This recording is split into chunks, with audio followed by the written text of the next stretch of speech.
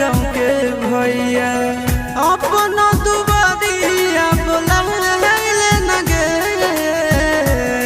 तोरा एलियो ससुरारिया एको लोटा पनिया पिलाई देना गे